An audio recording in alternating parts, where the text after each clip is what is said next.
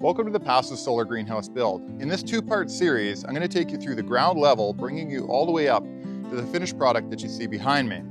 And then there's going to be follow-up series as well that's going to talk about some of the systems that are going to be put into the Passive Solar Greenhouse to protect you against heat and then eventually protect you against cold come the wintertime.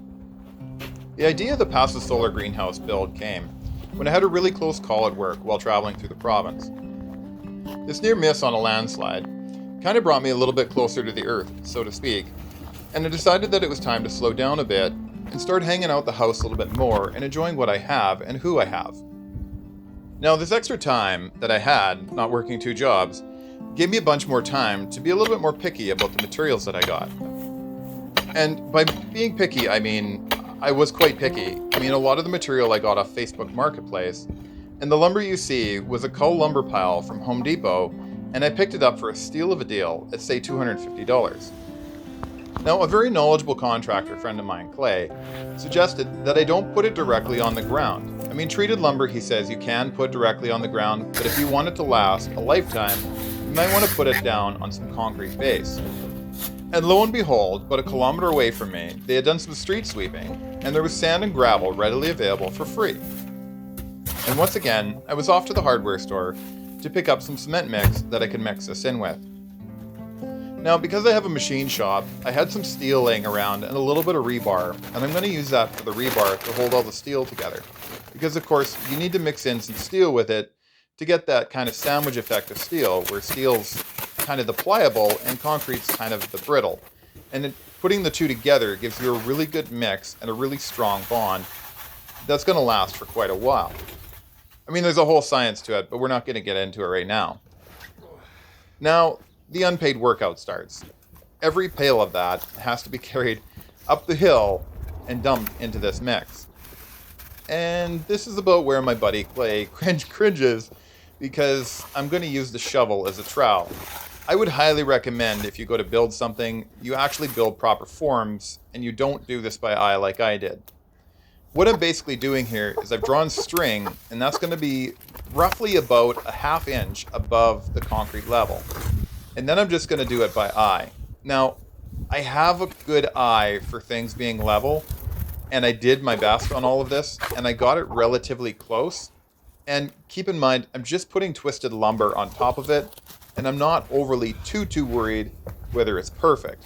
But if you're the perfect type, I would highly recommend you build some forms on either side of the concrete and do that properly. I will say though, I was meticulous about making sure the string wasn't caught up on anything, and I did get it pretty close enough for what I'm looking for.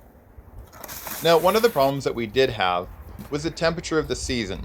Now you see it's just under 10 Celsius, and concrete doesn't like setting up in that weather. So me and the young lad had to be very careful not to step on it while we were laying out the bottom. And after 2 or 3 days of it setting up, it did eventually set up hard enough that we could continue building up on it. This was actually a really good project for the young lad, because he got to see that we were building stuff out of less than perfect materials. And because of that we were building out of less than perfect materials, we had to explain different rules that would have to apply to it. And squareness was also important as well, so we measured corner to corner, and as long as we got the same measurement from corner to corner, we knew that it was going to be square. To be frankly honest, I'm pretty sure we had it within 3/4 of an inch, but when I'm sitting on my back deck, you can't see that it's out just a little bit out of square. And we're never putting anything up against the walls. That's going to matter enough. I feel like people get bogged down with a lot of details of absolutely trying to make everything absolutely perfect, when in actual fact, I'm building a greenhouse that I want to last 10 or 15 years, and it's going to outlast it, even if it's a little bit out of square. Now, here are some windows that I got off of Facebook Marketplace just down the road from me. This lady was so excited to find out that I was building a greenhouse just down the road from her with some windows that she had in her house and had been sitting there for a few years. I'm actually thinking that from her deck she can actually see these windows being installed. Now, these windows are a key element in the greenhouse because come summertime it's going to get very warm in there, and warm air rises. Now, I know what you're thinking, you're going to need ventilation at the top and not the bottom. But the purpose of this is going to be allowing the cold air to come in from the bottom, while the cooler air come in from the bottom, and all of the extremely hot air to vent out the top. And I'll probably have either the door open on one side for a crosswind, or I'll have a vent at the top or a fan at the top that'll push or pull the air through. Now, because I'm building this with used building materials, I had a plan that I had drawn out before I built this, but I couldn't quite exactly stick to the plan because measurements weren't exact and perfect. I mean, the windows you get are never a 4 by 5 window. It's usually like a 4 and a bit by whatever you can find. So I think it was a really good idea. My son and I had waited around before we started the project to get 99% of the materials that we needed to build this.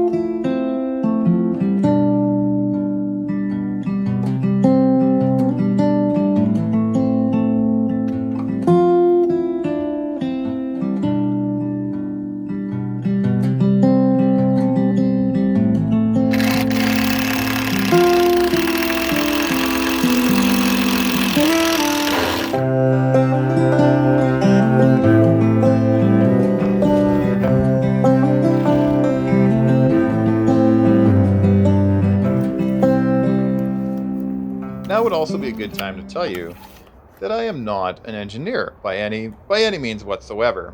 However, I did have these plans looked at by a carpenter friend of mine, and he did say, actually a couple carpenter friends of mine, because I wanted to be really sure before I put this up, and they both did approve the plans and say that it looked like it would hold together.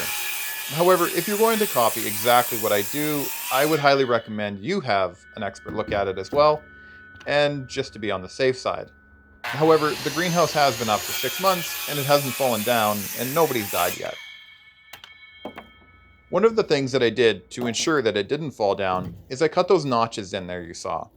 Now these notches are important because it's going to rest on top of each wall so that the lumber won't slide off. And then I'll probably send 2 or 3 screws, which are quite long, through there and into the wall just to fasten it down. Now what I'm screwing in here is the peak of the roof. And then I'm going to put some temporary cross braces across. These temporary cross braces will later be replaced by a uniform cross brace that's going to be pleasing to the eye and then have things fastened to it. Now, these cross braces are super important because if you didn't have these cross braces, they're what's holding up both walls, and it would probably scissor kind of like an accordion, and it would all fall down if these weren't put together proper. I mean, sure, there are some walls as well, but this is probably about half of the structure that's holding it all together. Not to mention, there's going to be some very heavy windows that are going to be placed in here. One of the largest challenges that I had in all of this is actually finding straight lumber out of the cull lumber. So I had to be very, very choosy over which board went where. All of the straight 4x4s had to be used up on the top for the rafters where the windows are going to go. And to be honest, in the end, I had a bunch of really, really twisty boards that I used to build a chicken coop.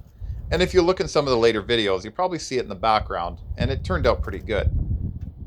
I've really enjoyed the YouTube community over the years, and I have learned a great deal from YouTube. And now it's my turn to kind of give back.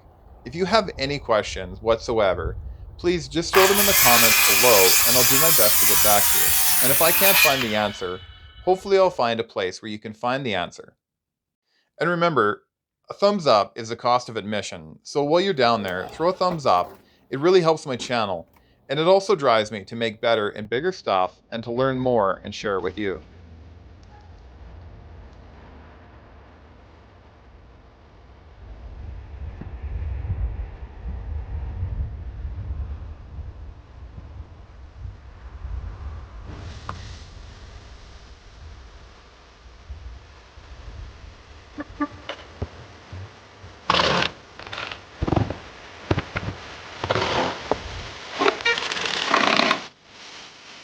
here comes another hero to the story. This is Justin, a buddy of mine who lives just down the road. And not only did Justin donate these windows to me, he also helped me deliver them and helped me put them in as well. This is also the guy that donated half a snowblower to our wheelbarrow build, and you should check that video out as well. Now, these windows were a bit of a behemoth to throw in. I mean, they are super heavy, and they're not going to be very forgiving if you drop them, of course. But we did end up getting it done, and I really did appreciate his help. Justin as well was pretty stoked that I could use these windows. He had them sitting on his farm property for quite a few years, and he had thought of making a greenhouse with them. But like me, there's too many projects and never enough time. And some of the projects you've got to choose and pick between. And that's why he was so stoked that he could bring these over and install them in a greenhouse, because it was also part of his dream coming true as well. All three of these windows fit in just perfect, and I couldn't believe how well it looked as soon as we got them in. Now, the fourth window that I got, I didn't want to throw it out, and I wanted to incorporate it in it. And since I couldn't cut the window down, I had to cut the frame down a little bit. I was just short about 1.5 inches, so I cut the bottom of the sill off, and then I was going to fit it into a nice little pocket. Keeping the fourth window was also by design, because if I happen to break anything down the road, I'd be able to take this window out and place it in its place, and then I wouldn't have to change any of the major structure. I mean, free windows are generally different sizes, and you're probably not going to find this window again, so you got to have a backup plan in place. Now's a good time to click on part 2 that you see up in the left-hand corner.